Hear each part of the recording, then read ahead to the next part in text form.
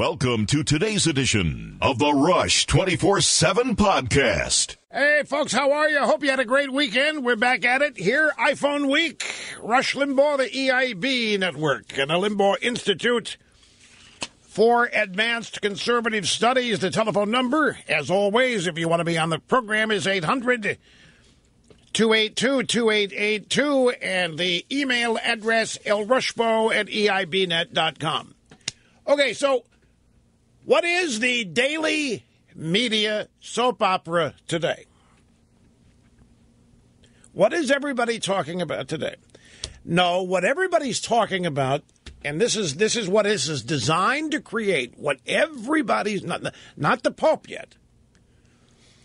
No, it's not the Ben Carson Muslim story, and it's not the Donald Trump what he should have said story. It's none of that.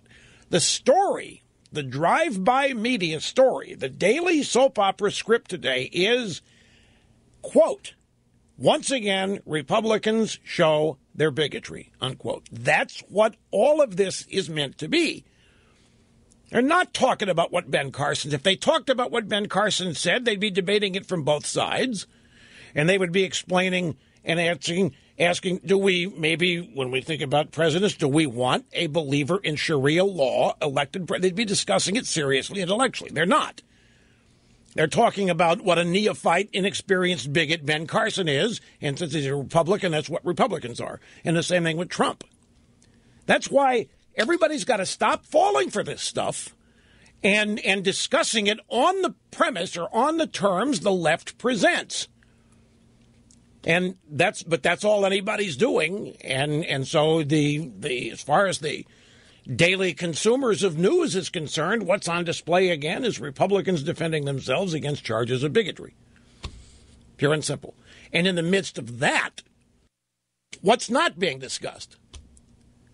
Obama. What's not being discussed, and it's a Republican presidential campaign, is the damage American liberalism and the Democrat Party continues to inflict on this country. We're back now to Republicans are bigots. Next week, Republicans are going to be back to the war on women by the time the Pope gets here or whatever. And this is how it goes, day to day to day, week to week to week. And the Republicans have got to stop falling for this. It's as though they accept the premise because they think that the people are going to believe these charges, therefore they need to take the time to defend themselves. And once you start doing that, once you accept the premise of this stuff, it's tough. In the meantime, here's a headline that ladies and gentlemen, your host, am the subject of the first 6 audio sound bites in the sound roster today, in the soundbite roster. Your host. You know what I did this weekend? I played golf, and I got my daily dose of football on Sunday, and I did show prep. I didn't bother anybody. I didn't go on television. I didn't go on the radio. I didn't do anything.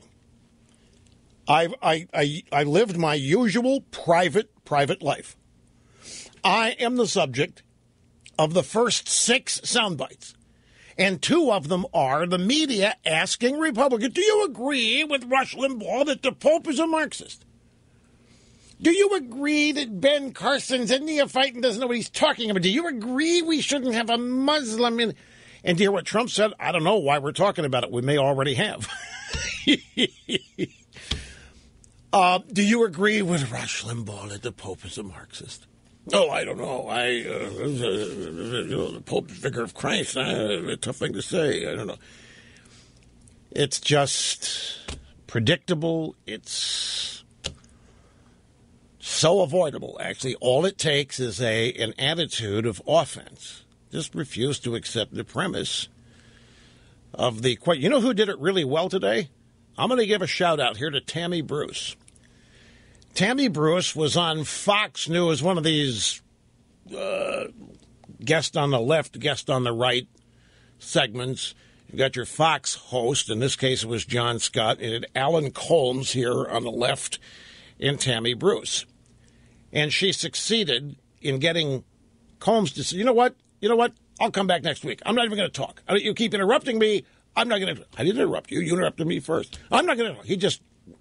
Because all he was doing was carrying forth this premise that Republicans are bigots and they've got to defend themselves and so forth. And she was just excellent in telling everybody they got to just reject keep rejecting, don't ever accept these premises, no matter where they happen, including at Fox News. Bloomberg story. This is the news of the day to me. Bloomberg politics. In Francis, Obama finds an ally to amplify his agenda to the public. That's the news to me, because what's the Obama agenda? The Obama agenda is forever transforming this country in ways that a majority of Americans do not support. Obama's agenda is transforming this country in ways that require great traditions and institutions to be impugned, destroyed, disrespected, questioned. And here we have the Vicar of Christ showing up, and the story about that is Obama's found an ally, and they want to talk about whether I'm right, that the guy's a Marxist or not. Questions answered. Asked and answered in the headline here, Bloomberg Politics. George Will.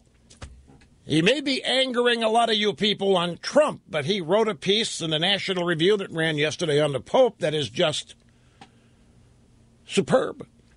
It is a piece that I shall quote from liberally, meaning quite a bit from today.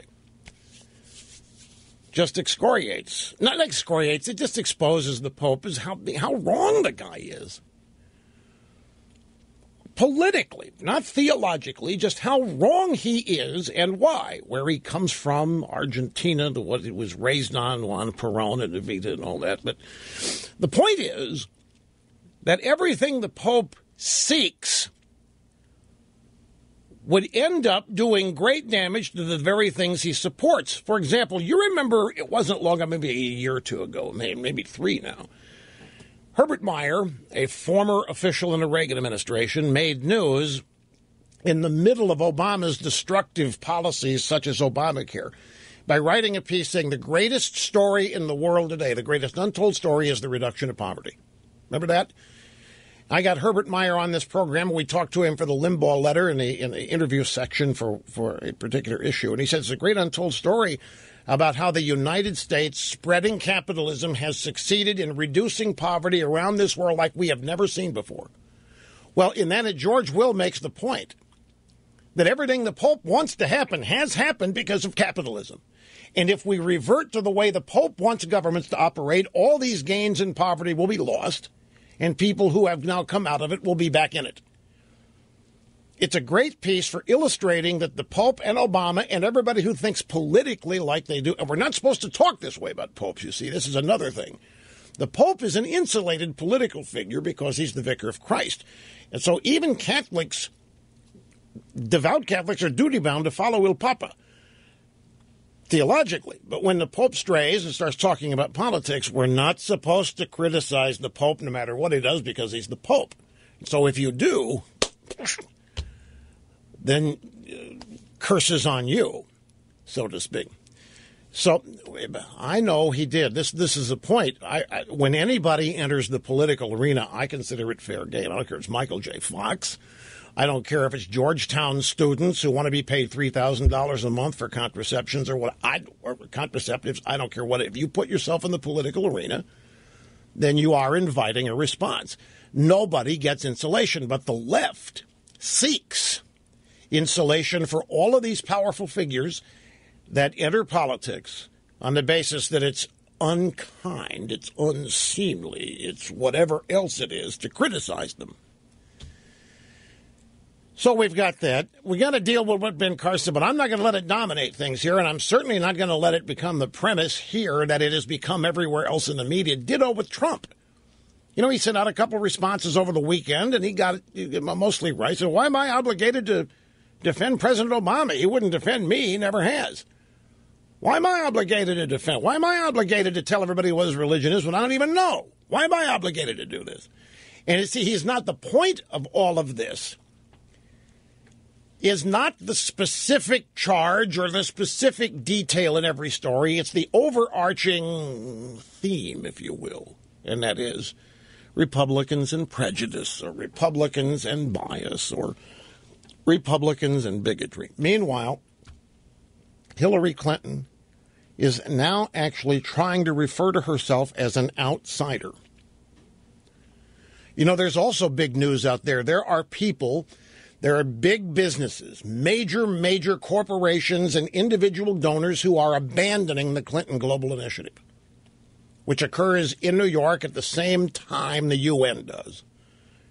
It's either the same week or either the week before or week after, but regardless, the Clinton Global Initiative has had all kinds of donors pull out, not sponsor, world leaders pull out, not show up. It's unprecedented. It's never happened before. And it's a huge list, and I've got it here. It's all coming up on the program. I'm just setting the table here for you detail-wise. Details will follow. But the point is that some of them are getting worried here that Hillary's not going to get elected. I mean, they're giving money to these people not because they like them, folks. They're not giving money to the Clintons because they're nice to go out and have a beer with or any of that, or because they're such fun lovers. They're giving money to the Clintons in hope that they will be back in the White House and be able to repay with policy and other concessions or considerations. And they're pulling, and then there's also some controversy that's attaching itself to the Clintons and this email stuff that some of these people don't want to be associated with. It's unprecedented. This has never happened. That's also a story you won't find anywhere else. I mean, people pulling out of the Clinton Global Initiative, a major American business, major international, multinational corporations that people of the left supposedly hate them, major world leaders who had committed and now saying they're not showing up. It's a huge story, but it's like tree falling in the forest. If nobody's there, does it make a sound? If the drive-bys are not going to cover it, then nobody's going to know that it's happening. And the Clinton Global Initiative gets by another year with this casual reporting as though it's just a fait accompli every year, when actually this is looking to be a very disastrous year for them, both in terms of money and prestige. And then there's forget so many polls today. There's a new poll that says Hillary has just jumped way ahead of Bernie Sanders. Do you know which poll that is off the top of your head? Time, man. Don't bother looking it up. I've got it here somewhere. I just don't know. There's so many different polls. And Trump, this is classic. Trump's, I may get the networks reversed here, but Trump's on NBC, and he chides them for not using their own poll talking to him, where he looks good, and instead using an ABC poll where he looks bad. Why don't you use your own poll when I'm here with you? And I might have the networks reversed, and I'm not sure which. And then Biden, we got a late entry from Biden saying, I don't know. I'm not so sure about this. After a weekend filled with Jill Biden saying, hey, let's do this, honey. Let's go for it. Let's do it. So there's nobody but Hillary, folks. You get excited about Bernie all you want. He's not going to be there at the end of this process. They're not going to permit it. So Hillary's the nominee. I don't say that out of happiness or glee. I'm just telling you it isn't going to be anybody. You really think? I mean, barring, I don't know, unless this 14-year-old kid from Dallas could be cleared to run for president. That's another scam. Wait till you hear the details of this. A total scam. This family, this kid ran on the school system in Dallas. He didn't invent anything. He didn't. It's a mess. But once again, nobody knows. As far as everybody's concerned, this kid's a brilliant scientist in waiting, tech wizard and so forth, going to the White House, and his family may be nothing but a bunch of fraud hoaxers. So you sit tight, ladies and gentlemen. A brief, obscene profit time out here to get us going, and we'll come back with all the rest of today's program right after this. And here we go again. I just checked the drive-by networks here during the break. Trump and Carson both refused to back down, as though they should back down. Why? They said what they intended to say. They said what they meant to say. Why should they back down?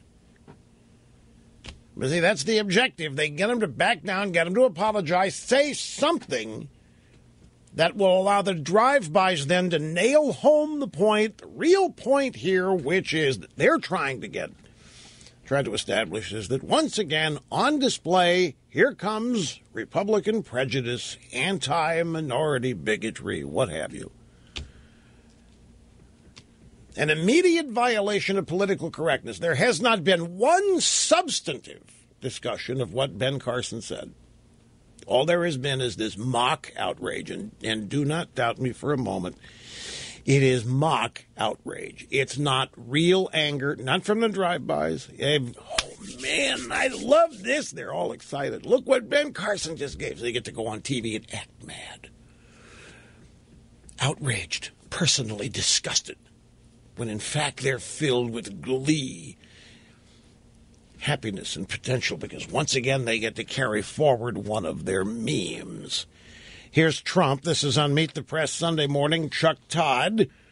In response to this controversy about the questioner at your town hall meeting, you tweeted out that you're not morally obligated to correct anybody who criticizes Obama. And I think you're right about it. But isn't it appropriate, at least at times, Mr. Trump, to raise the level of political discourse and to correct some of the mythologies that are out there so that we're ultimately all dealing with the same set of facts? The president can really defend himself very well. He's a very capable person for that, purpose. When somebody says something about me, is he going to defend me? And I can tell you emphatically that the answer is no. It wasn't my obligation to defend. In fact, as you know, because I also tweeted that this is the first time I've ever gotten in hot water for not saying anything. I didn't do anything. But more than that, here again, let's go back to Chuck Todd's question. It's now up to Trump, i.e. a Republican, to elevate our politics. Yes, he's morally obligated to raise the level of political discourse. And you see, you never hear that question or anything like it asked of a Democrat. Never, ever. And there are countless examples of outrageous claims coming from them and their supporters filled with lies. Twitter is filled with it. You talk about raising the level of discourse. When's the last time anybody on Twitter or in the Democrat Party denounced anything that's happening in that sewer? See, all of this is a one-way street. It's up to Trump to elevate the political discourse. Why? Well, because the political discourse is in such bad shape because of these outspoken conservative Republicans. Yeah. So all of these just established narratives that Republicans somehow end up obligated to address and to fix or to apologize for. Here's This Week on Stephanopoulos. He's talking to Trump. He said, for the record, was President Obama born in the United States?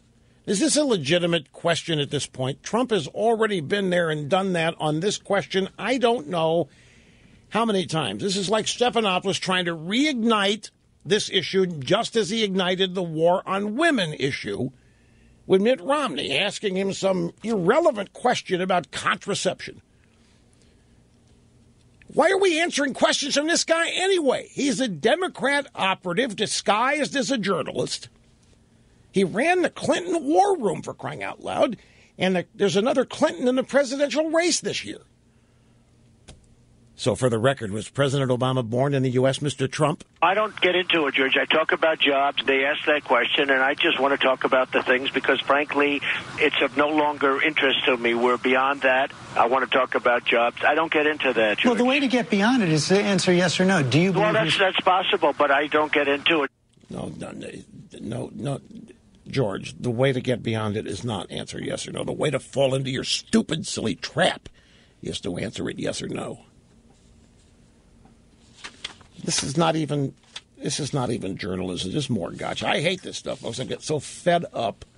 It's so predictable. There's no excuse for any Republican ever falling for this stuff again. You know, the mainstream media, the drive-bys, why are they never obligated to elevate our politics? I mean, you want to talk about the primary offenders? You want to talk about the people that actually make these assaults on our politics possible and level many of them? You've got to look no further than the drive-by media, which is really inseparable from the Democrat Party anyway. How many of you remember Joe Biden said the Republicans wanted to put blacks back in chains?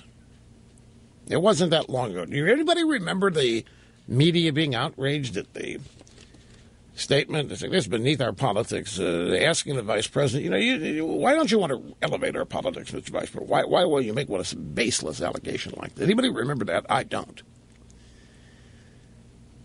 Biden also called the Tea Party a bunch of terrorists. In fact, you can take your pick. Find a Democrat, go research what they've said about the Tea Party, and then ask yourself, why doesn't anybody demand of the Democrats that they elevate our politics?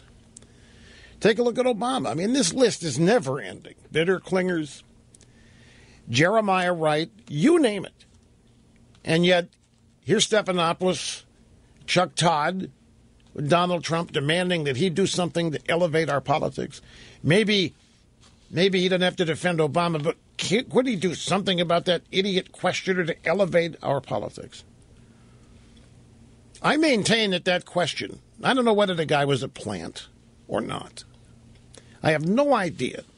And there's a theory running around that the guy was a plant and that exactly what has happened was the objective. I don't know. Don't know enough. I think it's too easy to say that. But the point is, why does somebody like that exist? Why does somebody have questions like that? You can find on the World Wide Web, you can find stories of secret terrorist training camps in this country. And gullible people run across things and read it all the time. I don't know about you, but the stuff I get relayed to me by people who think they've found something earth-shattering on the internet, I've had to set up spam filters to make sure I don't get that garbage. And I get frustrated at people who ought to know better for sending it. But it's out there. You can't deny it's out there. And when you have circumstances in the country with things happening that make no sense and are inexplicable, people are demanding answers, and they'll fill the vacuum with something. Let me give you a good analogy here. I don't know how many of you are, just stick with me on this for a second.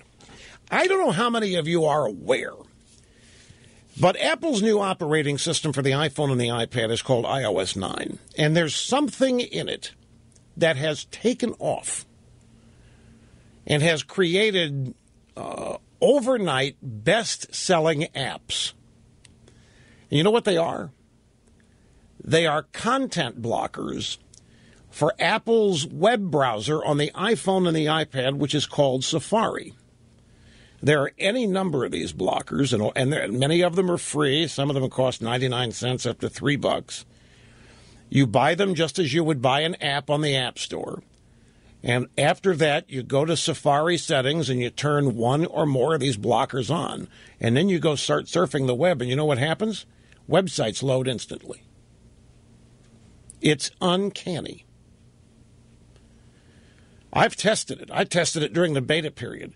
I don't want to name any websites, but one very popular news site, without these blockers for everything, all the trackers to load, and the ads and the videos, 55 seconds. With these blockers in, that same web page loads in 5 seconds.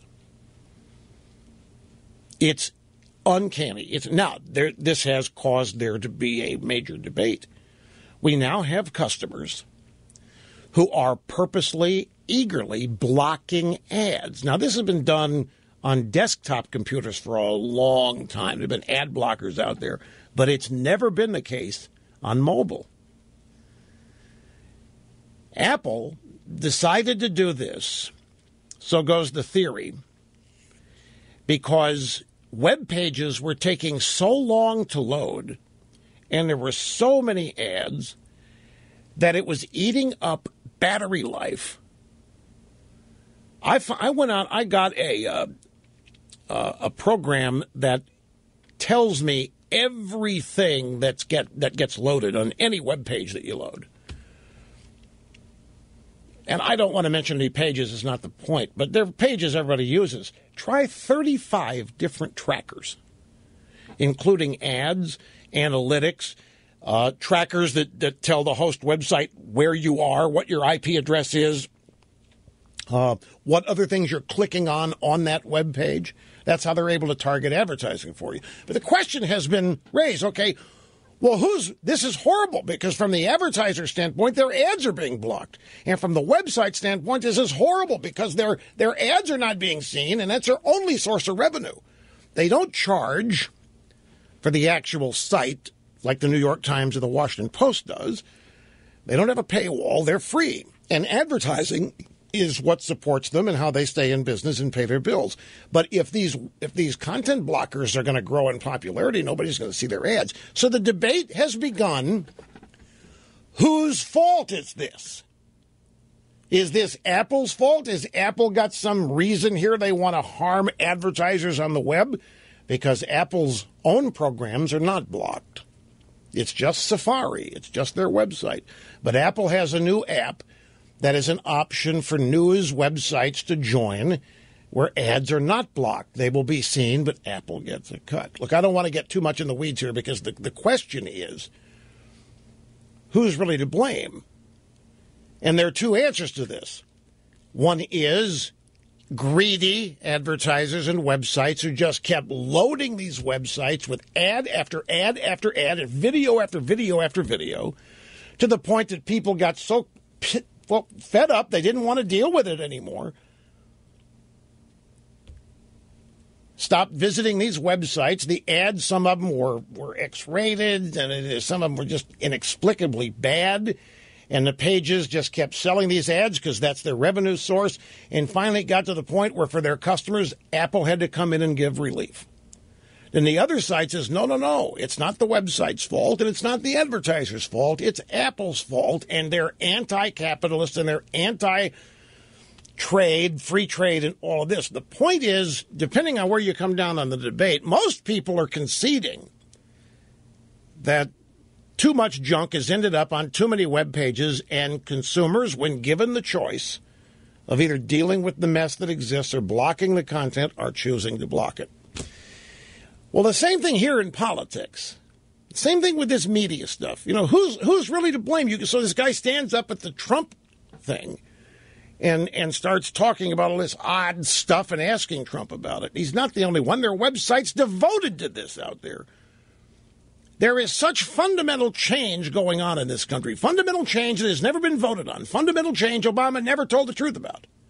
If Obama had told the American people that by the time he left office, the Iranians were going to be paid $150 billion to spread terrorism and they were going to have a nuclear weapon, do you think he'd have been elected?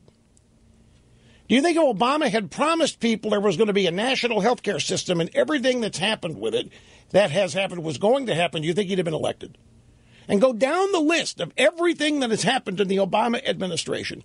Immigration. Do you think if Obama had campaigned in 2008 on amnesty, and again in 2012 he had been reelected? No. So there are a lot of people feel defrauded here.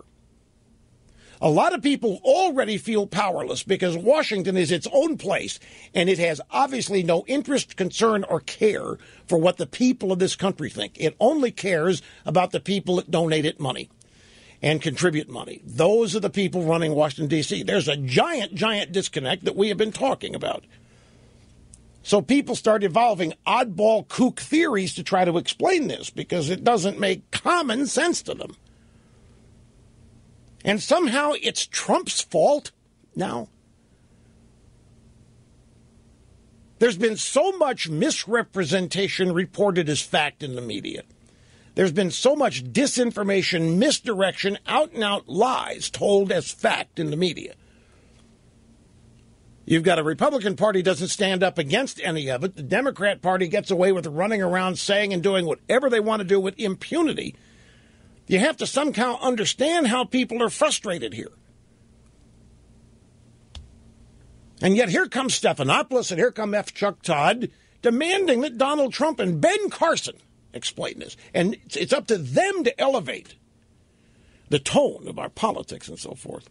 When I would submit to you the tone of our politics, it has nothing to do with Donald Trump. It has nothing to do with Ben Carson. It has nothing to do with anybody on the Republican side. It has to do with what's been happening to this country over the last number of years, inexplicably. And most of it, I dare say, even though Obama won 2 elections, hasn't been voted on. So which came first, folks? People that believe in these conspiracy kook theories, or people planted to ask those questions, or a media working with the Democrat Party doing everything they can to fundamentally transform the greatness of this country to mediocrity. And a whole bunch of people who oppose it want no part of it and are grasping at straws to try to stop it because they don't have political representation in Washington. They do not have a political party representing them, pushing back, trying to stop any of this. You ponder that. I must take a brief obscene profit break, and we'll be back after this. How are you? Welcome back. Rush Limbaugh, the Excellence in Broadcasting Network. You know, this business of Obama and Ben Carson, I've got the soundbite coming. This whole business, we don't think we should have a Muslim, he doesn't think we should have a Muslim president. It may be beyond the pale. And a lot of people are saying, what difference does it make now? And the reason they're saying, what difference does it make now, is how would Obama be acting any differently? I'm just telling you what people are saying. Okay, let's say we have a president who's Muslim, and the Iranians end up with a nuclear weapon. It would make sense, right? That's happened with a Christian president. Isn't that amazing? We got a president who's angered our number one Middle Eastern ally, Israel, made up of Jewish people. A Muslim president would do that, right? It's already happened. I'm just telling you what people are saying. My email's overflowing with this kind of stuff. How about a president going to the United Nations saying the future must not belong to those who slander the prophet? That's already happened. Well, Barack Obama did that. How about we have a president who says the most beautiful sound he's ever heard is the call to morning prayer? Already happened. Obama said that. So what difference does it make? Just telling you what people are saying. You watch, this is going to end up with me saying, I'm just telling you what people are saying out there, folks. To the phones. Tyler, Dubuque, Iowa, you're up first. Great to have you on the Rush Limbaugh program. Hi. Hey, Rush, it's great to talk to you. I've called in a couple times. Always a pleasure to talk to one of the greatest talk show hosts in radio history, at least in my opinion. Thank you, sir, very much. You're very flattering, and I appreciate that. So I told Snerdley that I was going to talk to you about the iPads and their ad blockers, but it seems like that was a little bit of a snippet that you were using to talk about sort of Ben Carson and Donald Trump's treatment in the media. No. I took your call because you want to talk about the ad blockers. Okay, well, yeah, I wanted to say about that I think in the end the consumer is what's going to win out here because it's already happened on desktops, and I think that eventually that the customer or the companies are either going to have to adapt or they're going to go out of business, just like Blockbuster did. I mean, Blockbuster tried to compete with Netflix, and there's not too many Blockbusters around left. Yeah, I think what's going to happen is that they're either going to have to find a way to, make the ads in such a way that consumers will. Well, you see, that's the thing. Some of my little tech blogger buddies, they don't know they're my buddies. I just call them that. They probably would really be offended if they thought that I was really their buddy. I just call them that. But they work in this business, and some of them will even admit to you that they are culpable in this, that they've allowed their websites to just get overpopulated with garbage. But, folks, look, on an iPhone, particularly a smartphone, when you have a website that takes 45 seconds to load everything, and I mean things you don't even see being loaded, the trackers you don't see. You see the video player being loaded. You see the ads being loaded. But there's much, all the trackers and the analytics from Google that are being loaded in these websites. You never see it. But it's why your bar never finishes for 45. You can read what's on the website maybe within 20 seconds, but your battery is churning for that full minute while all this stuff is loaded. And sometimes the content doesn't load fully until all these things do. And then you're shown how you can have every website you visit load in 10 seconds. What are you going to do? So the genie's out of the bottle. One of the problems is the tech bloggers are not fully into capitalism, even though they practice it. They're obligated to condemn it and speak out against it. And the way that manifests itself is they are now ripping Apple, because Apple created the possibility of the content blockers in iOS 9. And at the same time, Apple has set up its own news app, and they're making deals with news providers. They can put everything on their websites, their news stories, in Apple's news app and sell all the ads they want. Apple gets a take, and there are no blockers. Yeah, well, you can whitelist the sites you like, but people are only going to whitelist. That's not going to solve the problem. Whitelisting is not going to solve the problem. The genie's out of the bottle. So what's going to happen? This guy's exactly right. The consumer is going to determine what happens here. And the advertisers, Madison Avenue, is not just going to sit there and say, oops, we have been snookered. What's going to happen is there are going to be all kinds of we've already led the way here in radio years ago on this. We are truly the trailblazers. What's going to happen next in online is advertising is not going to look like advertising, and it's not going to have pictures. It's going to present to you as a news story. Creative writers are going to write stories about a product that you're going to think is a review or maybe somebody really recommending it when in fact it's going to be an ad. And it can't be blocked because traditional blockers haven't yet been written to block that kind. Or they'll come up with some way of disguising what looks like content as an ad in order to get past the blockers. I mean, too many people depending on this revenue. Too many websites depending on it, and not all of them are like us. We can charge. We have a rabid fan base that pays for our content here because I'm special.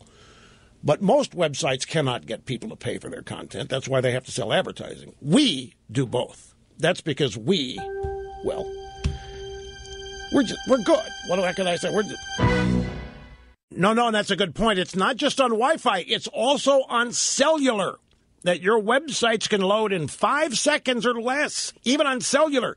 So you save data, charges save battery, a lot of battery and data. But there are a couple of other things about this that I probably should pass along to you.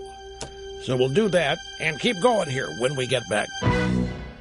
Your guiding light through times of trouble, confusion, murkiness, tumult, deception, misdirection, lies, and even the good times. Rush Limbaugh here. Great to have you with us.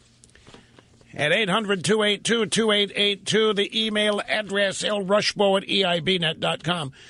Just two other observations about the new content blockers that Apple has made available on iOS 9. They are for the web browser Safari only. They do not work on Apple's browser or Google's browser. Chrome is strictly Safari. But two things about this. And really maybe the primary reason Apple is doing this.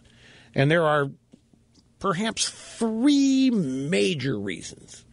But I would have to say the top reason that Apple is doing this, and this is my wild guess, based on things that I've studied and read. Steve Jobs, before he died, declared, back in the days when Apple only had, I say only, their cash reserve was $40 billion. Now they're over $200 billion. Back when they had $40 billion, and it was still more than anybody else had, Jobs said he would spend all of it to destroy Google. He said he was ready for thermonuclear war. And the reason was Android, he believed, was stolen from iOS. Eric Schmidt used to be on the Apple board. He was on the Apple board when the iPhone first came out in 2007. If you look at Google's Android phones around then, they were clunkers. They had keyboards, hard button keyboards on them. They were nothing like what the iPhone is or any other smartphone today. Shortly after that, Google announces they're totally redoing their phones, and Android phones begin to look just like iPhones, as Samsung's did. And Jobs was not mad at Samsung at this. He was, but the focus of his anger was Google. Well, Google's primary source of revenue is advertising sales all over the internet. And the fastest way to launch an attack on Google is content blockers, ad blockers on Apple, because the percentage of iOS users in the developed world with customers that spend money is an overwhelming percentage using Apple's iOS. And so if Google sees a severe decline in revenue from iOS devices, iPhones, iPads, and all that, it would be a huge chunk out of their revenue stream. That's, I think, among whatever other reasons there are for this, that's one of the big ones. But there's another thing to consider here, too. We talk about the conservative media, folks.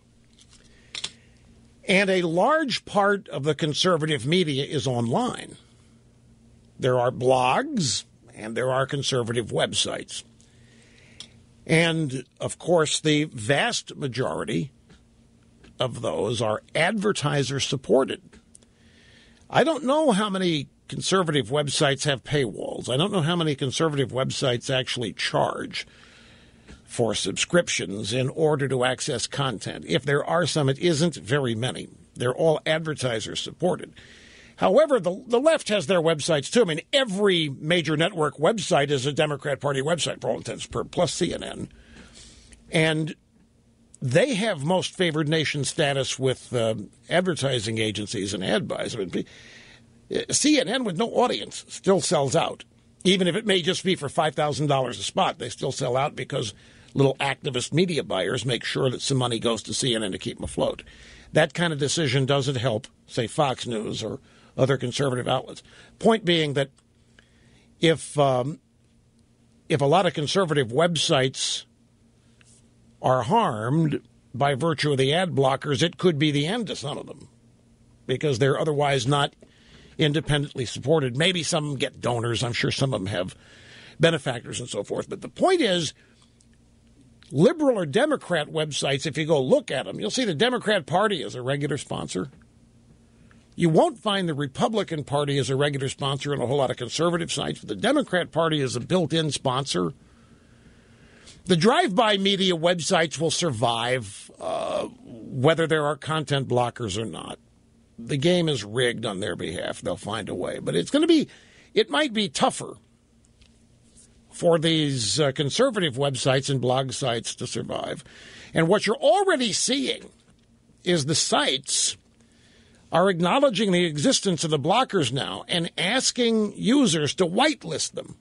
Now, what that means is, in each one of these blockers, well, not all, but most of the blockers that you would download and buy, if you go into the settings, you'll find a way to whitelist various websites, meaning no blocking, and every ad and every tracker that's on that site will come to you. If you want that site supported by your clicks, then you can whitelist it. But that's asking for an act of loyalty and customer behavior that is not common. Customers patronize ads on websites, and that's the statement. But then to go further, they opt to get a series of blockers on their phone and then decide they have to go whitelist various sites. I mean, some users will do it, very loyal ones, but maybe how many will never even heard what whitelisting is? So it does have a potential. It's going to hurt a lot of websites who can't find ways of adapting. And by the way, that's what life is, folks. Life is ever-changing. I don't care, sports, politics, entertainment, all of life. The human condition is about adapting. Those who do prosper. Those who can't or don't have problems. And it's also the story of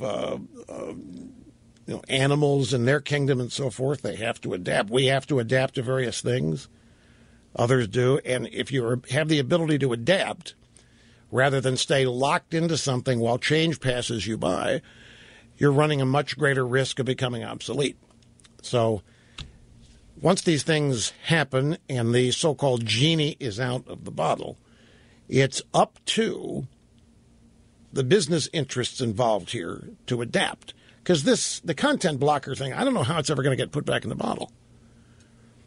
I can see down the road where some member of Congress at some point might speak out against them, and members of, say, Apple's board of directors or the executive team called up to explain this. And Congress can do anything they want. And I just don't see a successful effort to eliminate blockers via statutory law. But stranger things have happened. Depends on the powers that be and how much money they want to give to a politician or two. to affect something like this. But it is just in its infancy now. It's just starting out. It's like anything else. If you listen to this program, you'll be on the cutting edge. You'll know of mainstream events long before they become mainstream. And this is one of them. So keep a sharp eye, because this is rattling a lot of chains. It's dealing with a lot of people's livelihoods, their income streams. And this is a direct assault on the income streams of a lot of people. You know, the Internet and Internet service providers and website operators are kind of operating at a I don't know if you call it a disadvantage or not, but the Internet, from its earliest days, content was free. And it became expected that everything on the Internet is free, including streamed video, music, textual content, whatever it is. It's supposed to be free. It's always been free. And people that come along and start charging for it have had beaucoup problems if they have not had vast, great popularity, if their content has not been special, and like the New York Times has not figured out how to do it yet. The New York Times, I don't know how many times they've tried their paywall. They've tried, you get 10 articles free every month, and then starting with Article 11, you must start paying. They've tried every which way they can. But for how many years was the New York Times, every word in it and more, El Freebo on the World Wide Web? And look what's happening to the print version of all of these papers and all of these magazines. They can't sell advertising in them. Their circulation is down. The number of pages are down. Number of readers is down. Advertising revenue is down. The Internet was looked at as a way to counterbalance that, either with subscription paywalls or with advertising sales. But they had created such expectations of free in terms of content on the Internet that when they started trying to charge for it, it backfired on even the biggest providers, such as the New York Times. I mean, the Wall Street Journal gets away with it. Their content's somewhat special and related to finance in and of itself. But you don't need to pay to find out what's in the New York Times, because it's everywhere in the drive-by media. You don't need to pay to see what's in the Washington Post. And you don't need to pay to see what's in the LA Times, because it's going to be found everywhere else. So they've got big problems. Now, the content blockers coming along and attacking the only revenue source they've really been able to depend on is going to cause major upheavals. And the way it's, as I say, it's going to manifest itself as these advertisers and their agencies are going to try to come up with a new way to have their advertising presented to you, disguised as news stories or who knows what, contests, promotions, you name it. But whoever comes up with the most creative way of getting around the blockers is going to get rich. It's the way it always happens in America. While America's still America, so act fast. Back to the audio sound bites, then. Let's keep going here. We finished last with Donald Trump talking to George Stephanopoulos, explaining why it was not his obligation to defend President Obama. Now, I would say the amount of heat and pressure that's been on Trump since, when did this happen? Thursday night? Yeah. The amount of pressure that's been on Trump since Thursday night, most Republicans would apologize by now, begged forgiveness. Now, Trump, don't forget, doubles down on this stuff. But even so, there were people so worried before Trump issued a statement. They were so worried he was going to cave. They were so worried that he was going to apologize to this guy that stood up and asked him the question. People were really, really worried. And then Ben Carson comes along and says we should not put a Muslim in charge of the nation, and he's not backing down. And the media is kind of ticked off because in both of these instances, your average typical Republican would have already given in and apologized. Let's go to Ben Carson. This is Meet the Press yesterday. F. Chuck Todd said, let me ask you the question this way. Should a president's faith matter, Mr. Carson? Should your faith matter to voters? I guess it depends on what that faith is. If it's inconsistent with the values and principles of America, then of course it should matter. But if it fits within the realm of America and consistent with the Constitution, no problem. So do you believe that Islam is consistent with the Constitution? No, I don't. I do not. I would not advocate that we put a Muslim in charge of this nation. I absolutely would not agree with that. Kablooey! All over the media, giant explosions could be seen, heard, and felt everywhere, and they continue to reverberate at this very moment. So outraged, the media, we have a nation filled with apologists for Islam, as you know. It's been one of the most amazing things. 9/11 happens, militant Islam kills 3,000 Americans, and all of a sudden there's a giant Islamic apologist group in this country that grows and grows and grows. Based on what? I don't know. We better not make them any angrier than they already are. We better stop doing what they've gotten mad at. So it's our fault or what have you. And now people are just, well, this just shows Ben Carson does have no business running for president. He has no idea. This is so unprepared. This is so evidence of his inexperience. No, we have religious faith in this country. What he meant was he was asked a specific question, and the question was, should a president's faith matter? Should your faith matter to voters? And his answer was relevant to the Constitution. Chuck Todd says, so do you believe that Islam is consistent with the Constitution? If you look into Sharia law, you will not find any consistency with the U.S. Constitution. Sharia law is the law which is used to behead women in Islamic countries who've been raped. Sharia law is the reason women in Islamic countries can't drive. Sharia law is so inconsistent with the U.S. Constitution that Ben Carson could not be more right. And the question he was asked was in that context. Well, do you believe that Islam is consistent with the Constitution? Well, Sharia law isn't. So then the question becomes, well, are all Muslims believers in Sharia? Or are they not? And that's open-ended. In many cases, you won't know. It's broad-based and it's all over the place. But a lot of people think that it's just too dangerous to flirt with. What are you chuckling at in there? I know I'm a naturally funny guy, but what have I said here that's... Yeah, the furor over this is, I'm telling you, it's totally manufactured and made up, just like the Trump furor was. And the furor is not about this specifically, but it's about giving the media another chance, or better still, the media taking another opportunity to point out in their mind that Republicans are bigots. What do you mean I'm about to step in it?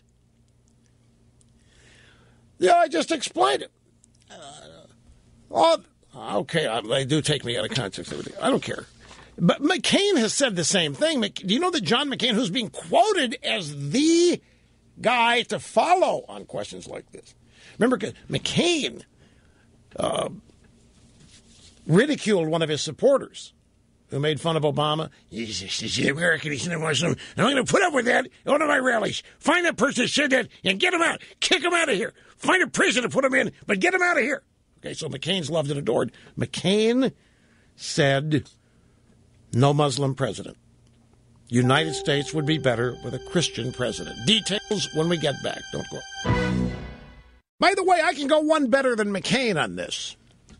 How many times do you think you can remember, when I remind you of this, how many times do you remember various leftists saying we ought not ever have a Christian as president? Specifically an evangelical question. It's always okay to object to that. Remember Pat Robertson ran for the presidency once? He used to run the 700 Club. All the people running here, we can't have that in the White House. What if he imposes his religious views on the country? Which meant abortion, anti-abortion. But regardless, I don't know how many of you remember this. Maybe some of you don't even know it, don't remember it, but trust me here. There have been countless Republican presidential candidates who have been open and honest about their evangelical Christianity. The media, various Democrats, commentators, pundits, have written gazillions of words warning everybody about the calamity that could happen to this country if we were to ever elect an evangelical Christian. So here comes an evangelical Christian, for all intents and purposes, Ben Carson. I don't think a Muslim president, no, that's not what we would want. And all hell is breaking loose with the same people who say, no, no, no way to an evangelical Christian, even though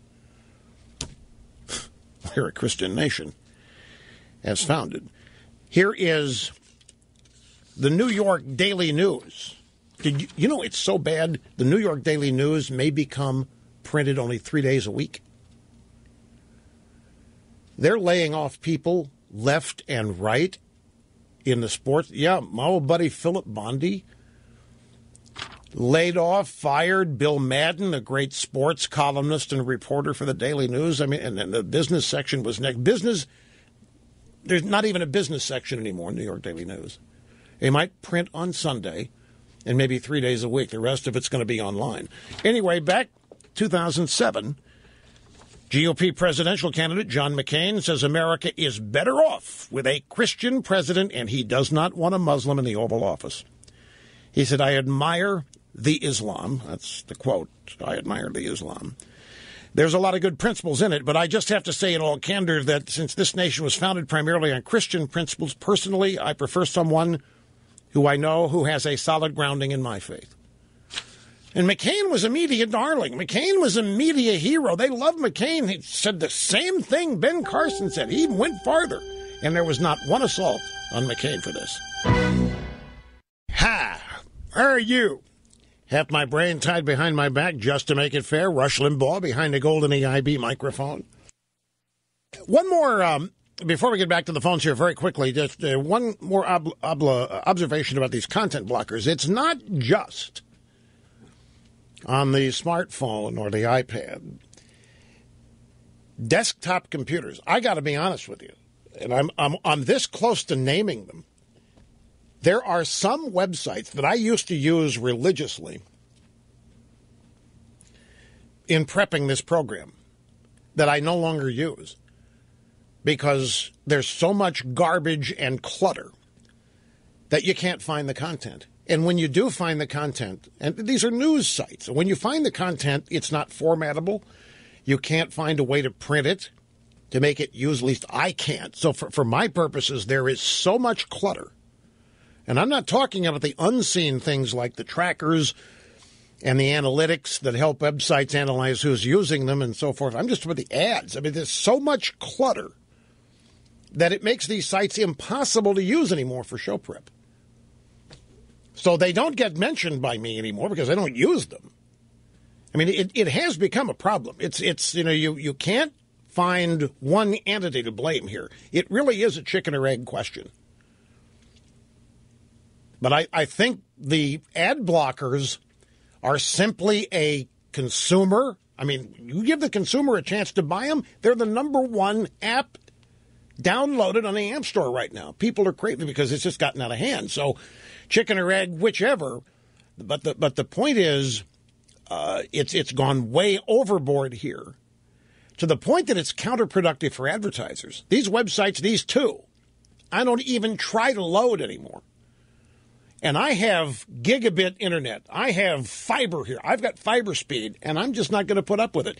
And the end result after the load, after the page load, it's unusable on some of these sites.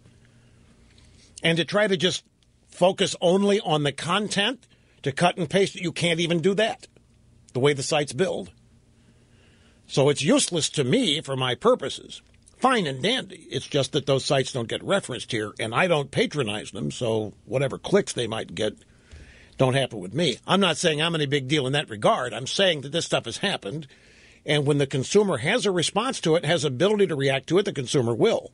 You can blame Apple all you want, but ad blocking software for desktop browsers has been around for years. It's only on your mobile devices that it's new. And it's much more prevalent there because websites on mobile devices load much slower anyway. Processors are not as fast, and mobile speeds generally are not as fast as Wi-Fi speeds, although that's changing But when you put a blocker, you'd be stunned at how fast just the content of a web page will load. You'll be stunned, as in the difference in 45 seconds and 10 seconds. Anyway, to the phones we go. Here is Peter in Seattle. I'm really glad you waited. Great to have you on the program. Hi. It's an honor. My older brother I never had. I have the solution to the Pope's politics and the president's religion. Okay. It's very straightforward. The Pope, you alluded to it, the Pope is a Peronista. And for your listeners, Peronism is a fungible combination of kleptocracy, fascism, and cult of personality. I'll let you explain that. Now we got to be real careful here. You're calling Juan Perón and Evita, don't cry for me, the kleptocracy. You're not saying the Pope is a kleptocrat. Correct. Right. I just wanted to specify here for the cardinals and bishops in the audience that you are not calling the Pope a klepto. You're describing what Peronism was, Juan Perón, Peronistas. Yeah, but he ascribes to that political view. Well, he grew up he grew up with it. It was that's what Argentina was when he was raised, and so yeah, he didn't reject it. The Pope from Poland grew up with communism, and he rejected it. Exactly right. And the president worships in the mirror. The big question there that has yet to be. Wait a minute, hold it. Don't let that just go skating by. That's worthy of pondering. The president worships in the mirror. Man, oh man, is that good? That's almost an EIB style profundity. That's very good. And the only real question about his religion is there a reflection? Is there a reflection? Now, you mentioned about the nutcases that we're talking about Muslim nutcases in terms of people that think there are training centers of training camps of terrorists somewhere in the United States plotting further terrorist activities in this country. There are people, I've seen the websites that tout them. Yeah, they're out there. There are 3 Seattleites in jail currently for doing just that. 1 convert and 2 Somalis. I believe the guy's name was James Ujama. He grew up here. Right. Normal kid in the central area of Seattle. Went to Garfield High School. Everybody knew him, said he was okay. And there are Americans joining ISIS. Okay, so you are saying that even though these people may be characterized as kooks or crackpots, that there is some evidence to suggest that they have a point, or that the things they have read may have a point. Is that right? Well, I don't know if that made it out any further than the Seattle Times and the local coverage. I don't know if how much national coverage that got. Just saying. I mean, that's not the politically correct stuff that Little Pinchy and his people would pick up at the New York Times or whoever's at the Washington Post. No, he's talking about that Little Pinch, folks. Schultzberger, Little Benji. Man, you're full of them out there, Peter. I like it. Anyway, it's Peter from Seattle. By the way, Forbes magazine, back in 2013, Pope Francis, this is the headline, Pope Francis espousing a Peronist or Peronist rather than a Marxist liberation theology. And it's The Economist, July 11th of this year, the Peronist Pope. So you've got Forbes and you've got The Economist both writing that Pope Francis is a disciple of Juan Perón. Let me take the occasion here of this call. I mentioned earlier that George Will had a column at National Review over the weekend. I don't know if this ran as his Sunday column in the Washington Post or not. May have. But I know a lot of you people are upset with George Will because of his writings and utterances on Trump. But George Will, now and then, hits a grand slam home run, and it's undeniable. And this is one of those. I must have cut and pasted 10 different things from this column in my notes app. with attribution to George Will, just to make sure that I didn't forget them. I didn't cut and paste the whole column. We'll do that. But let me take a break here, and I'll come back and I'll read you excerpts of this thing, of George Will's piece, just to give you an idea. Sit tight, my friends. We've got much more and more of your phone calls coming up, too. By the way, if you have an Apple Watch and you've been waiting for Watch OS 2, you know that it was supposed to be released last Wednesday, then they canceled that because they found a bug. It's now available. They just released it. And so just wanted to pass that on to you since it didn't happen with a lot of fanfare. Okay, George Will, and the headline of this column is Pope Francis does not understand how to alleviate poverty. That is a profound statement and headline because Pope Francis is making his case all about alleviating poverty. And I want to remind you again before getting into this, Herbert Meyer, a former Reagan administration official, shocked a lot of people 3 years ago, in the middle, maybe 4 now, in the middle of the debates on Obamacare. Maybe Obamacare just recently passed, and everybody's talking about the calamity that is this administration. And Herbert Meyer comes out and says the greatest thing happening in the world right now is the numbers of people all over the world who have come out of poverty. The amount of poverty in the world is falling rapidly. It was one of the greatest untold, unreported stories, and it's the result of a much more not massive, but successful distribution of capitalism. That is bringing about this reduction in poverty. And the point is that Will gets to in this piece is that if Pope Francis were to succeed with his buddy Obama in implementing all of these things, all these people that have escaped poverty would find themselves back in it. That's his contention. Pope Francis embodies sanctity, but comes trailing clouds of sanctimony. With a convert's indiscriminate zeal, he embraces ideas impeccably fashionable, but demonstrably false and deeply reactionary. His ideas would devastate the poor, on whose behalf he purports to speak, if his policy prescriptions were not as implausible as his social diagnoses are shrill.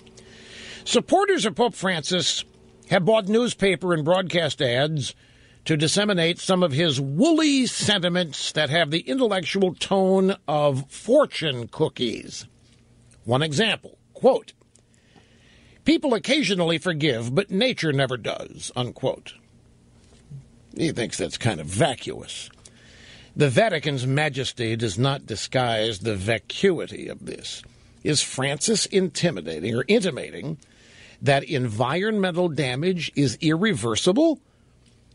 He neglects what technology has accomplished regarding London's air and other matters. And the earth is becoming an immense pile of filth? Hyperbole is a predictable precursor of yet another UN climate change conference, the 21st since 1995. Fortunately, this is another one of George Will's great sentence constructions. Fortunately, rhetorical exhibitionism increases as its effectiveness diminishes. As the effectiveness of left-wing wackos in this case plummets, their rhetoric becomes crazier and crazier and more shrill, which it does. In his June encyclical and elsewhere, Francis lectures about our responsibilities, but neglects the duty to be as intelligent as one can be. This man who says the church does not presume to settle scientific questions proceeds as though everything about which he declaims is settled, from imperiled plankton to air conditioning being among humanity's harmful habits. Did you know that, by the way? Did you know the Pope had condemned air conditioning? He has. He has condemned air conditioning as an economic and ecological disaster. Without air conditioning, can you imagine where the productivity of the world would be without air? I mean, that's just, it's insupportable. The church that thought it was settled science at Galileo was heretical should be attentive to all evidence. Francis deplores compulsive consumption. a sin to which the 1.3 billion people without even electricity can only aspire. He leaves the Vatican to jet around praising subsistence farming, a romance best enjoyed from 30,000 feet above the realities that such farmers yearn to escape. The saint, who is Francis' namesake, supposedly lived in sweet harmony with nature. For most of mankind, however, nature has been and remains scarcity, disease, and natural disasters. Folks, this is a fundamental point. I must stop here to emphasize this. The human condition, when we talk about American exceptionalism, the reason America is exceptional is because it is an exception to the way most human beings have lived in the world. In the course of human history, most human beings have known only tyranny, poverty, dungeons, prisons. It has been, life expectancy back in the medieval times, 30 years. I mean, the American way of government, the American Constitution, our founding documents came along and stood humanity on its head by proclaiming that human rights are first, and that among them are life, liberty, and the pursuit of happiness. That not government. Government's not the be-all, end-all. Government is not where rights come from and freedom comes from. That's natural. That's created by God. And governments only impinge and impugn that. Well, it's the same thing with nature. All of these environmentalist wackos running around talking about the beauty of nature, when the fact of the matter is, for most of mankind, nature has been and remains scarcity, disease, and natural disasters. Our flourishing means our prospering requires affordable, abundant energy for the production of everything from food to pharmaceuticals. Poverty has probably decreased more in the last 2 centuries than it has in the preceding 3 millennia because of industrialization powered by fossil fuels. Only economic growth has ever produced broad amelioration of poverty, and since growth began in the late 18th century, it has depended on such fuels. Well, all of this is what Pope Francis speaks out against, and this is why Will has written the piece saying if he ever succeeds with this, he's going to reverse all of this progress. But then again, all this stuff is stuff that sounds good, but it'll never happen. But it sounds good. Nobody is going to ever really get rid of fossil fuels. Too much good come from them. Too many people get out of poverty. Too many lifestyles are advanced. Wealth, productivity skyrocket. Economic growth unbridled in industrialized nations precisely because of fossil fuels. There's always going to be a bunch of malcontents running around ripping them and criticizing them and suggesting we get rid of them. It sounds romantic. It sounds clean. It'll never happen, though. And the people who talk about it know it, and therefore they reap all the benefits of good hearts, big hearts, but they will never have to deliver on their promise. That's all it will remain, is an illusory utopia. There's even more, and they are basically environmental facts. But it is not a complimentary piece. He concludes by saying Pope Francis stands against modernity, rationality, science, and ultimately the spontaneous creativity of open societies in which people and their desires are not problems, but precious resources. He stands against. It's quite a piece. Got to take a break now, however. Sit tight. Back in a moment. It is the fastest 3 hours in media, folks, and we are jam-packed and loaded in the first 2. We still have another one to go. Still got a lot of stuff to jam-pack in the third hour as well. Sit tight. It will all present itself shortly when we get back. Greetings, my good friends, and welcome back. It's great to have you here on the Rush Limbaugh program and the Excellence in Broadcasting Network. Telephone number if you want to be on the program, 800-282-2882. The email address, lrushbaugh@eibnet.com. I mentioned at the at the top of the program, ladies and gentlemen, that I am the subject of the first 6 audio sound bites on the roster today. And I'm going to get to them. I moved them till to the final hour here. But it's much like the other sound bites that are out there today, demanding of Trump that he exonerate Obama against the charge that he's a Muslim. By the way, what's so bad about being a Muslim anyway? Why do you need to be exonerated from it? Because he's not one, Mr. Limbaugh. That's why. Thank you, Mr. Castrati. But I'm saying, why is it such an insult? I mean, if somebody mistakenly called somebody Jewish instead of Christian, it's not going to cause a state incident. You know, I'm sorry, you're not Jewish, I'm Christian. Oh, it's like, but you call somebody a Muslim and you better retract that, man. You better pull that back right now. You better go out and set that person. Why? What's so bad about it? It's kind of like, what's so wrong with being accused of being gay? What's so bad about it? I thought it was hip. And then, like Ben Carson, I don't think we should have a Muslim as president. So Republicans are being asked left and right, what did you think about Ben Carson? Are you willing to condemn Ben Carson? Are you willing to condemn Donald Trump? Are you willing to condemn Donald Trump's supporters? And in fact, grab audio soundbite number 26. This is this afternoon, a White House press briefing with the press secretary, Josh Earnest, and a reporter said this to the press secretary. Said, today a Muslim NGO called for Dr. Carson to withdraw from the race because of his anti-Muslim stand. He says that he does not believe that a Muslim should be president. What's the White House reaction to that? Dr. Carson, in many of the polls, ranks second or third. So at least in the last few months, he's been quite successful in elevating his status in the Republican Party. And we've seen a willingness on the part of many of those candidates to countenance offensive views, all in pursuit of political support. And in the case of the Republican primary, in the pursuit of votes. And I think what's particularly disappointing to many observers, including me, is that we haven't seen a significant outcry from all of the other candidates in the Republican race. See, this is how they do it. Did you notice the first thing he said in this answer? He puts up to here, well, a willingness on the part of many of those candidates to countenance offensive views.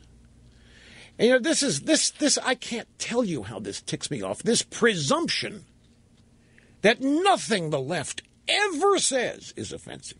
Nothing they ever say is controversial. That's just normal. It's free-flowing.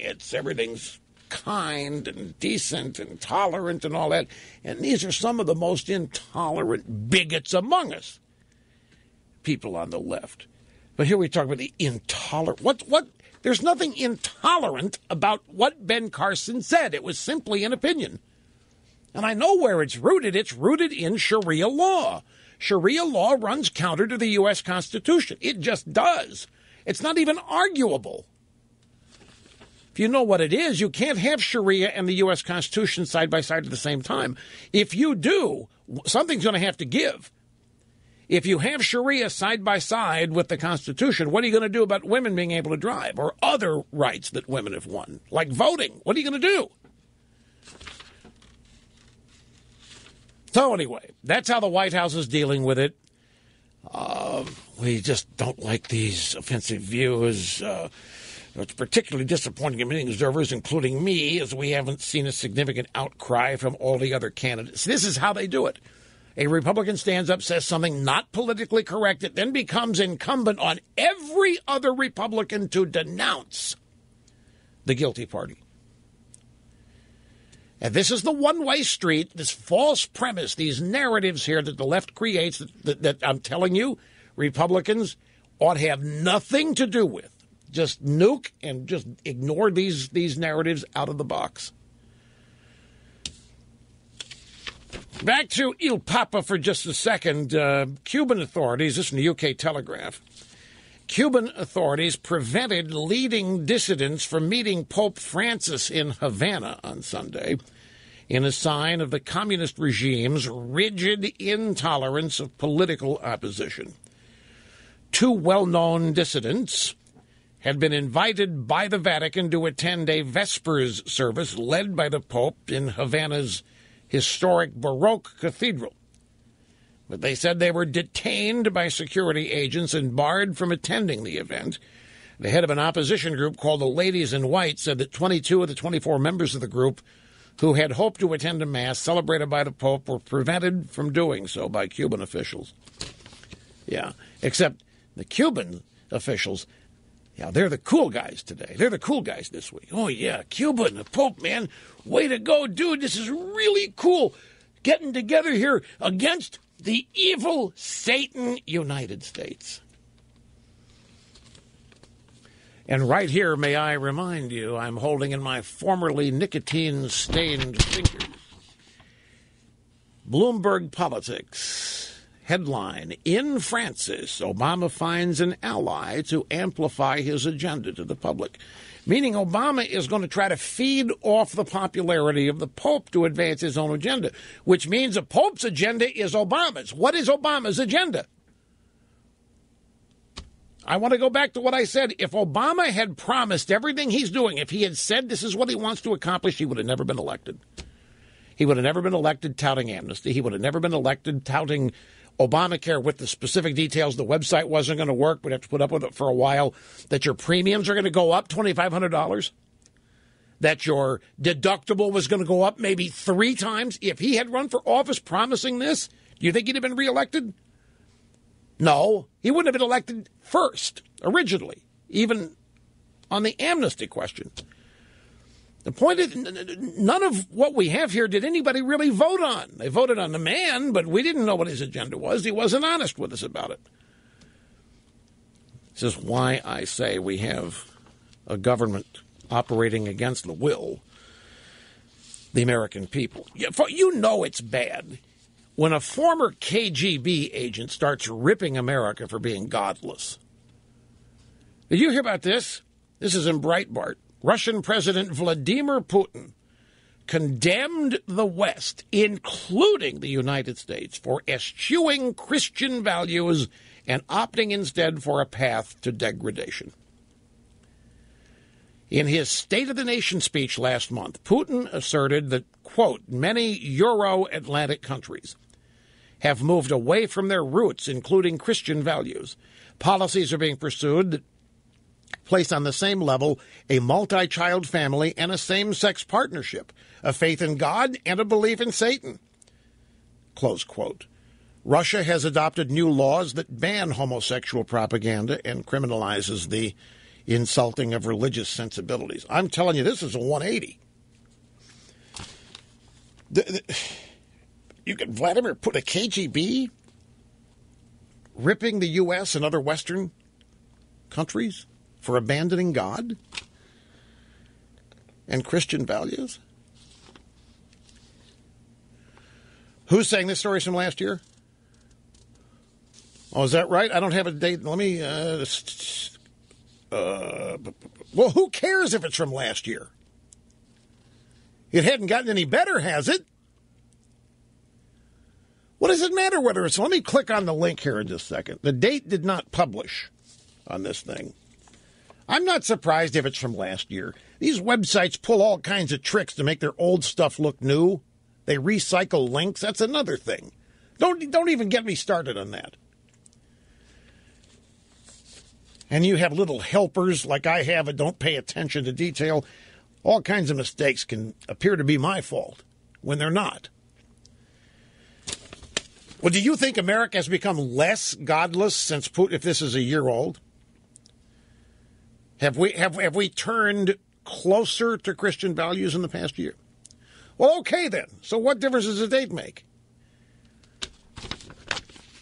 I know people just want me to be right. They just don't want me making error. People love me. I understand this. I respect that and appreciate. No, you don't care about the accuracy rating. You care about your friends coming up to you. Go, what's Rush doing with year-old stuff? That's what you care about. No, you can't fool me. Anyway, to the audio sound bites. I know this was yesterday. This is not last year. This is yesterday. This is this week. George Stephanopoulos interviewing Senator Marco Rubio. It's audio soundbite number 1. Rush Limbaugh even suggested he's a Marxist. Do you agree with that criticism? I'm a Roman Catholic. For me, the Pope is a successor of Peter. He's the spiritual head of the church who has authority to speak on matters, doctrinal matters, and theological matters. And I follow him 100% on those issues. Otherwise, I wouldn't be a Roman Catholic. The Pope, as an individual, an important figure in the world, also has political opinions. And those, of course, we are free to disagree with. Well, how would you interpret that answer? Seriously, what are you laughing at in there? I think what Rubio is saying is it doesn't matter to me what Rush Limbaugh says. I'm a Roman Catholic. I don't care what are you trying to gotcha me for? The answer, the truth is in the last couple of lines. The Pope, as an individual, an important figure in the world, also has political opinions above and beyond theological. And those, of course, we are free to disagree with. Well, so the senator has given himself an out. But see what they want. I guess yesterday, in Stephanopoulos' mind, I was not an entertainer. Yesterday, I'm the titular head of the Republican Party's nominating process. The titular head of the party. And so yesterday, it was time to condemn me. And it also was the same thing over on CNN's reliable sources. They had Paul Vallely on there as a guest, the author of the biography, Pope Francis, The Struggle for the Soul of Catholicism. And during a discussion about the Pope's trip to Cuba and the United States, Brian Stelter and Vallely had this exchange. Why is it so important, you think, for the Rush Limbaughs of the world to try to paint this Pope as a liberal radical? Previous popes have been critical of capitalism. They were also critical of communism, but of course communism is not in the picture anymore.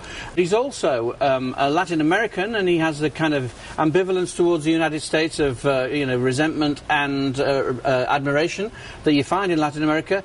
There's a ferocity to his rhetoric which wasn't there with previous popes, and I think that's what's rattled the cage of the conservatives. It's not a ferocity. His rhetoric isn't ferocious. He's the Pope, for crying out loud. Why is it so important, you think, for the Rush Limbaughs? There's only one, folks, by the way. There's only one. There are no Rush Limbaughs. There's just one. Why is it so important, you think, for the Rush Limbaughs of the world to try to paint this Pope as a liberal radical? I'm not trying to paint him as anything. He is what he is. I'm not painting anything here. I'm reacting to what the guy says. And by the way, Did you know that communism is not in the picture anymore? The Chi-Coms would be happy to hear that. Did you know that communism is not in the picture? Oh, the only thing Putin's trying to do is put it back together. The Norks are communists, damn straight they are. Putin has said, Rubio was right about this in the debate. Putin said that one of the greatest natural political disasters in the history of the world was when the Soviet Union went belly up. And he's trying to reassemble it, and not as a capitalist country. He's going to have his oligarchs and him, and then the serfs. But communism, this, by the way, this is becoming a new theme out there, that communism is dead. And it's being uttered by people on the left. Oh, yeah, communism. Tell that to the Castros, for crying out loud. Tell them communism's dead. Communism is not dead. Marxism, communism, Stalinism, liberalism, whatever it is, the left is alive and well and corrupting everything they can get their hands on. Here's David Axelrod. This on CNN's Smerconish. Smerconish, it's Smerconish, right? Now, Smerconish? I don't want to pronounce Smerconish, okay. He says to Axelrod, 54% of those who are supportive of Trump also believe erroneously that the president is a Muslim. He's not going to lose their support, but I guess you're saying there's just no growth potential if that's what your supporters think of you? There is this cohort out there who believe that, we are being encroached on by aliens, the illegal aliens, Muslims, China, and Trump has tapped into that constituency. It's no accident that Sarah Palin was one of the first people to stand up and defend him after he attacked Senator McCain for his war record, and Rush Limbaugh came to his defense. That's his constituency. It's not a majority of the Republican Party. It's certainly not a majority of the country, but it is an activist group, and some of them may stick with him. You know what? I think these guys have a problem. People like Axelrod, they're not adjusting their worldview to the new reality. They're the ones stuck in the past. Axelrod fluffing these guys. They're running the last two campaigns over again. They're rerunning the last two campaigns thinking that we're still Obamaites and everybody still loves and adores Obama and what have you. Trump is his own phenomenon, and the country's not in the same place it was 2008, 2012. Can we agree on that? Whatever Trump's role is or not, the country is not where it was in 2008 and 2012. Positively or negative, however you interpret that, we're not where we were in 2008, certainly, and not 2012. But these guys comment and analyze as though we still are. We're still in the land of love for Obama. They're still in the land of respect and total adoration and adulation for Obama. And we are long since past that. Oops, clock. I just noticed. I have to take the stop here. And just one more. This is Jeffrey Lord, which was he was on CNN Saturday morning, newsroom. The fill-in anchor is Jim Sciutto. And Sciutto says, can you fairly paint the whole faith with a big brush, meaning Muslim and Ben Carson's award, because of what a tiny percentage of members of that faith do? That's what the questioner was doing, Jeffrey. I just find this exasperating. I mean, in general, I just think this the kind of media. Rush Limbaugh has a word for this kind of thing. He calls the media the drive-bys. And the reason he does that is he says they come into an area, they shoot up the whole place, in a media firestorm, then they move on to the next one. That's really what this is. This is a typical drive-by situation. Exactly right. So Ben Carson says what he says, and his supporter of Trump stands up and says what he says, and we've got a 4-day media firestorm, drive-by media, driving in, shooting the place up, making it total chaos, screwing everything up, trying to damage this and damage that when nothing of the kind is warranted. And then they'll be on down the road tomorrow doing the same thing on another issue. But how about this question? Can you fairly paint the whole faith with a brush because of what a tiny percentage of members? It seems to me that we're trying to impugn the entire South because of a flag, Confederate flag. Dylan Root, aren't we trying to portray an entire culture as being a bunch of murderous racists because what one of them does? How many other incidents like that are there that we have one lone wolf actor, some extremist wacko, and they immediately try to say that's all of conservatism or that's the whole Tea Party or what have you.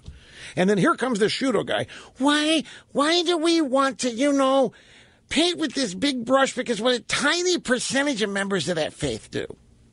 Tiny percentage members of the faith. Look at what they're doing. They're crying out loud. Flying into buildings, ISIS, beheading this is it's willing suspension of disbelief. But you let something happen to a group they have it in for rather than one they're trying to protect, such as got to get rid of the Confederate flag.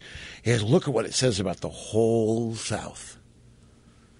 Nothing about a small percentage of its members. Dylan Root, nothing about him being a lone wolf. No. Dylan Roofy stands for everybody in the South. It's the kind of thing that they try to imply to everybody. This is incredible what I just saw. You know what I just saw? I just saw it on Fox. They read a little crawl at the bottom of the screen that said Obama is going to ask the Pope to help them with the release of 4 American prisoners being held in Iran. Are you kidding me? We could have gotten those 4 prisoners out with a negotiation on the Iran nuke deal. except we couldn't. You know why? Because Obama and John Kerry said, no, if we would have mixed those two things, the Iranians might have taken their ball and gone home on nukes. Really? We'll let them. No, we had to do a deal with them, Rush. Why do we have to do a deal with them? Well, because the truth is, Rush, they're going to have a nuke in a month, and we got them to delay it some years. That's right. Oh, is that it? So we had no bargaining power whatsoever. Here we are in total control. We have $150 billion of theirs frozen. They want it. They want to spread terrorism all over the world. They want to build up their nuclear arsenal. We're holding $150 billion, and we can't secure the release of 4 Americans. We don't have enough leverage. Now we have to ask the Pope to do it. As usual, that is so ridiculous that that's not true. That's not what this is. Asking the Pope for help. You know what that is? Promoting joint solidarity between Obama and the Pope. Showing them on the same page. Showing them working together. This is all about Obama using the Pope to further his own agenda. And probably vice versa. Although I don't know what the Pope's attitude about Obama is. But I do believe the Bloomberg story that Obama is going to use the Pope to help advance his own agenda. But, man, that is just incredible. Ask the Pope for help. Now, what will the Ayatollah Khamenei do? And by the way, the Ayatollah Khamenei is still out there chanting death to America. And he's doubled down on it, by the way. Wonder what the Ayatollah, if the Pope does it, I wonder if the Pope will do it, and if so, what the Ayatollahs will do in response. Do you think the Ayatollahs have any respect for or care about the Pope? That's right, he's an infidel like the rest of us. Anyhow, I have another question, a quick question before we get back to the phones. It's this. And I'm serious. When will President Obama apologize to the Christians of the Middle East for doing next to nothing to end their genocide by Muslim terrorists, i.e. ISIS? I mean, two can play this game. You know, when's Ben Carson going to renounce? When is Trump going to renounce his supporter? When are we going to have Republicans denouncing all this? When are we going to get apologies? When's Obama going to apologize to the Christians of the Middle East for doing next to nothing in the face of their genocide by Muslim terrorists? He's not doing anything. He has the power to do something, and he's not doing anything. When's he going to apologize? Oh, you think that sounds a bit off the... Why is that outrageous to say? Why is that somehow insensitive to say when it's okay to start demanding or asking of Republicans every other day, when are you going to apologize for X? You ever notice that Democrats are never asked? This whole thing is just nothing but a constantly everyday played trick. Another phony and false narrative. Here's Alan in a truck near Gary, Indiana. Alan, I'm glad you waited. Great to have you on the EIB network. Hello. Hey, Rush. Thank you. You bet. Long time, first time. Say, Pope Francis appreciates the economics of what we have here, capitalism in the United States and the freedoms that it affords us. He's asking our people to develop more purposeful, more virtuous kinds of capitalism, one that supports family, one that supports our free culture, with religious freedom and all that's entailed with all those. He's not asking our government to do anything other than support those free capitalistic measures.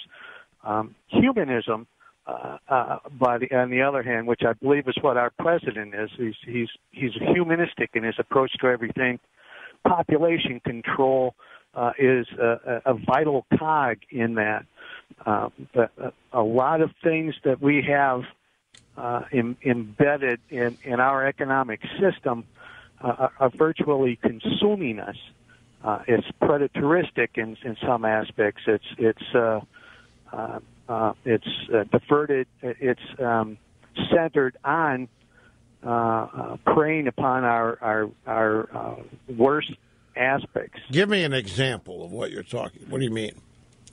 An example of something that's preteristic.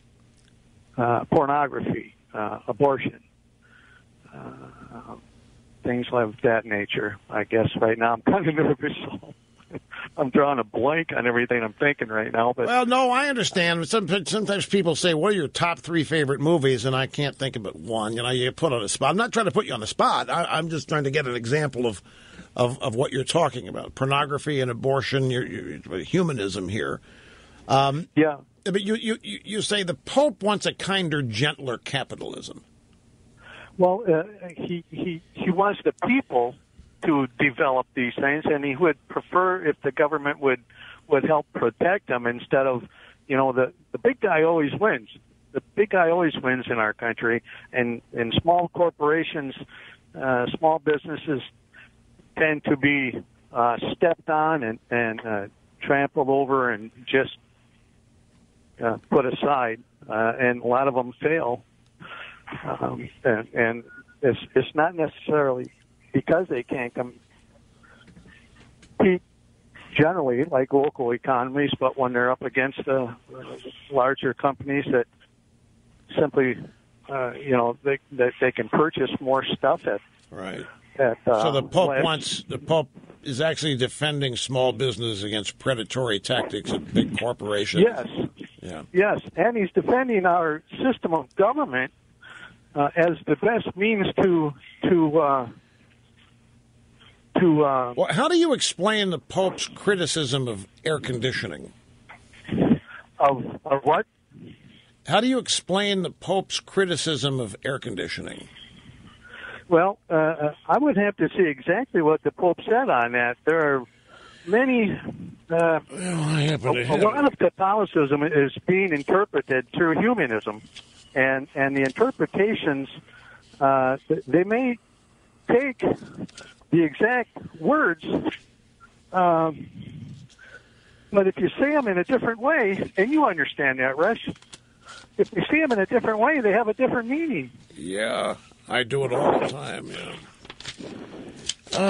Let's see. What did I'm trying to? There's a Yale University. No, that's what Carly figured. I'm trying to find there's 2 different sources I hear. The Pope is condemned air conditioning. He did it shortly after becoming Pope. And he condemns it in the sense that it contributes to environmental degradation. It's not natural. Anyway, I appreciate your call, Alan. I know you waited a long time, and I appreciate your patience. I've got to run because I'm up against it on time here. But best of luck to you. We'll take a brief time out and be back right after this. Don't go.